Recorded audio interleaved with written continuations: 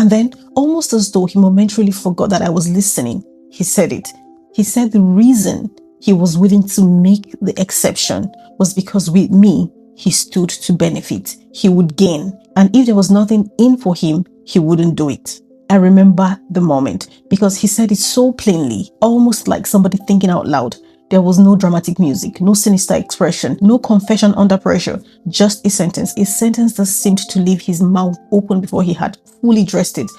And I said nothing. I didn't interrupt him. I didn't say, "Excuse me." I didn't make him repeat it. I didn't demand explanation. I watched his face. I listened. Because when people are speaking freely, sometimes the most important thing you can do is refuse to rescue them from their own sentence. Let it finish. So, more than 3 years passed, almost 4.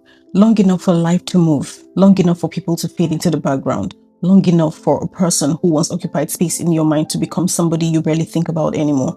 And that was exactly what had happened. When I walked away from this man the first time, we did not part as enemies. There was no dramatic explosion, no screaming, no bridge burned in anger. I simply knew that I could not continue. I had felt something I could not explain, something strong enough to make me cry, something strong enough to make me say, you can never truly know a man until you marry him and have nowhere else to go. And then I walked away. So years passed. I moved on. Life moved on. And honestly, he had become background noise in my memory. Then one day, I was going through my phone. Nothing dramatic, just one of those ordinary moments when you scroll through contacts and old numbers. And I saw his number. And I remember thinking, oh my goodness, this person, not with longing, not with regret, not with some secret desire to rekindle anything, just recognition, like seeing the name of an old friend you had not thought about in years. So I sent a message, something very simple, something like, "Hello, how are you? I just came across your number and thought I'd say hi." That was it. Warm, casual, no hidden agenda, no romantic intention, no declaration. I sent that message and dropped my phone because to me, that was the weight of it. A hello, nothing more. But when he eventually saw the message, because of the time difference between our countries, he called me a few hours later.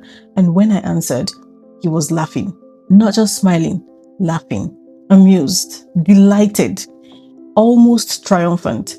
And he said, "I knew you were going to come back. Then again, I knew you would come back. And again, prayer brought you back." He sounded like a man whose private prediction had finally been confirmed, like someone congratulating himself, like someone who had spent years believing she'll be back. And now, in his mind, here I was, back. Except I wasn't. That was not how I understood what I had done.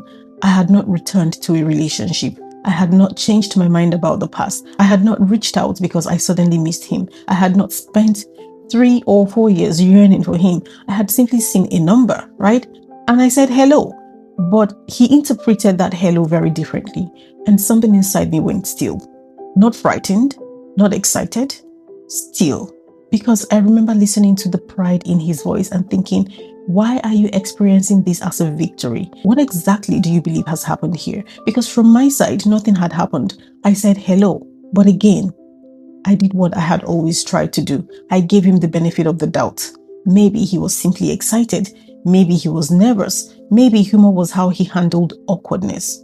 Maybe he genuinely believed prayer had brought an old friend back into his life. I wasn't going to condemn somebody over laughter, so I listened and we talked. And because we already knew each other, the conversation did not have to start from zero. There was familiarity, there was history, a shared past, however brief. So the conversation somehow grew limbs, then a spine, and before long, it started working. He asked about my life, what had happened over the years, what I had been doing, how I had changed. And I told him that I had published my first book, Redefine Your Narrative, Rediscover Your Identity and Working Purpose. A book about healing, identity, hidden psychological warfare, spiritual abuse, the kind of things people experience but do not always have the language to name. It was almost 400 pages. And when I told him, the praise started. I knew you would do something like this. You are such an amazing woman. I always knew there was something different about you. Compliments after compliments, warmth, admiration, affirmation. And I said, thank you, because what else do you say? What else? But there is something I want to make clear. Praise has never been a reliable way to gain control over me because I know who I am. That does not mean I cannot appreciate a compliment. Of course I can. But there is a difference between enjoying encouragement and needing somebody else's praise to tell you who you are. So when he complimented me, I received it, but I did not lean into it emotionally. And I didn't suddenly think, oh my goodness, he sees me. I already knew myself, and that matters. Because sometimes excessive praise works best when somebody is hungry to be told who they are. I wasn't. So I simply listened. And to be fair, some things about him did appear different. He was still living in the country where he had been residing, still working a respectable white-collar job, still preparing for professional examinations in the evenings. He sounded focused, disciplined, ambitious, and that part genuinely sounded admirable. He also sounded warmer than I remembered, more careful, more affectionate. Even his tone felt different, measured, thoughtful, almost as though he had softened. And I noticed that. But I did not mark the change with hope. I marked it with a pencil of caution because people can change. Absolutely. But time does not automatically transform character. Distance does not automatically produce growth. And a person sounding different is not the same as a person being different. So I stayed open but observant. And gradually, we began speaking more frequently again. Weeks became months. The old familiarity returned. And because the connection felt easy, conversations began drifting toward the future. Marriage, legacy, life together, moving to the country where I lived. What a shared life could look like. Both of us had children from previous marriages, so blended family dynamics also entered the conversation. And again, on the surface, he sounded thoughtful, intentional, changed. But then the old grooves began appearing quietly. Not everything returns with noise. Sometimes a pattern comes back wearing better clothes. And one of the first things he wanted to revisit was the way I had ended things the first time. He told me how much it had hurt him. And suddenly I had left. How he replayed it over and over in his mind, asking himself, what did I do? Was I not attractive enough? Was I not man enough? Was there something wrong with me? He told me he had questioned himself, that the breakup had affected him more deeply than I realized. And I listened because I could understand why somebody would be hurt by being left without a neat explanation. I had not given him one. The truth was that I hadn't even had one to give. How do you explain my spirit was reacting to something I cannot prove? How do you explain nothing catastrophic had happened, but something inside me is telling me not to continue? So yes, I understand that he had been hurt, and I allowed him to express that. But then he said something else, something practical. He told me that he had eventually realized I had skills that could help propel his work forward, that my absence had left a practical gap, that he had not expected to encounter a woman who possesses so many of the qualities and the abilities he believed he needed. And I remember that registering somewhere in me, not as proof of anything, but as information. Because listen to the language. Not only I missed you, not only I cared about you, but you had skills that could propel my work forward. Your absence created a practical gap.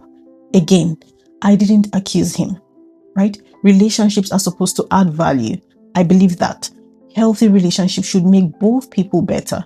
Nobody enters partnership hoping to be diminished by it. So hearing somebody say, you bring things into my life that are useful and valuable is not inherently sinister, but there is a difference between appreciating somebody's gifts and evaluating somebody primarily through what those gifts can do for you. At that point, I wasn't sure which one I was hearing, so I kept listening. Then came another conversation. This one was on video, and he told me something about himself. He said he had a rule, a principle. He did not go back to people who ended relationships with him. Never, not once. Once somebody left, that was it. He would not return. And the way he spoke about it, right? You could hear pride in the principle, like returning would mean weakness, like it would violate something about the kind of man he believed himself to be, almost as though going back to someone who had once rejected him was beneath him. And then the role softened for me. He said I was the first person he had ever considered breaking that rule for. Now, if you hear that romantically, it sounds flattering.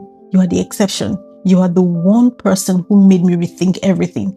Beautiful. Except the next thing he said changed the texture of the entire conversation, because I asked him in essence, why? Why me? Why break the rule for me? And there was a pause. Not a romantic pause. Not tenderness. Something else. I watched him, and it looked to me as though he was searching for language, trying to reconcile two things: the pride of the man who never went back, and the reality that he was considering going back now. And then, almost as though he momentarily forgot that I was listening, he said it. He said the reason he was willing to make the exception was because with me, he stood to benefit. He would gain. And if there was nothing in for him, he wouldn't do it. I remember the moment because he said it so plainly, almost like somebody thinking out loud. There was no dramatic music, no sinister expression, no confession under pressure, just a sentence that seemed to leave his mouth open before he had fully dressed it. And I said nothing. I didn't interrupt him. I didn't say, "Excuse me." I didn't make him repeat it. I didn't demand explanation. I watched his face. I listened. Because when people are speaking freely, sometimes the most important thing you can do is refuse to rescue them from their own sentence. Let it finish. Let it sit there. And after saying it, he began softening the edges. Love, affection, reassurance, sweet words, and all the things that can be layered over a statement to make it sound less transactional than it first did. But I had already heard and clicked. That quick internal click of value being measured. And I remember thinking, interesting. Again, I didn't immediately conclude, this man wants to use me. I didn't have enough evidence to safely name something that serious, and I wasn't interested in inventing motives, so I argued against my own suspicion. I told myself, people want relationships that add value. That's normal. I want a relationship that adds to my life too. That's normal. Nobody wants to build with somebody who brings nothing but destruction. So perhaps all he meant was, you would be a good partner. We would complement each other. Fair enough. But something inside me had gone still again, because he wasn't describing love the way people usually confess love. He was describing the relationship almost like somebody explaining why an exception made economic sense. And the only way I knew how to describe it in my own mind was, it sounded less like somebody describing a person he loved and more like somebody justifying the purchase. I stayed quiet, not because I didn't hear what had happened, because I did. But at that stage, a feeling was still not proof. And I understood something else. If I confronted him too soon, if I said, "You are trying to use me," what evidence did I have? A sentence? A feeling? An interpretation? It would have been very easy for the entire conversation to become, "You are overthinking, you are suspicious, you have trust issues. That's not what I meant. You are projecting your past, your insecurities, you are being suspicious." Things like that. And maybe he would have been right. Maybe I would have been wrong. So I refused to rush ahead of the evidence. I did not hand him a script. I didn't tell him what I was watching for. I simply kept watching. Because remember, this was the second time. The first time, I had walked away because something inside me was screaming before I could explain why. Now, almost 4 years later, I was sitting in front of this same man. And within months of reconnecting, I was hearing him tell me in his own words that one reason he was willing to break one of his personal rules for me was because being with me would benefit him. And something in me remembered, not everything, not yet, but enough. The warning had not explained itself, not fully, but for the first time. It had started speaking in complete sentences, and this is where I'm going to stop. Because after that, the schmexual undertone returned, and this time, it wasn't subtle. He told me when he came to see me, he knew exactly what to do, so I would never run again. And that is where part 2B begins.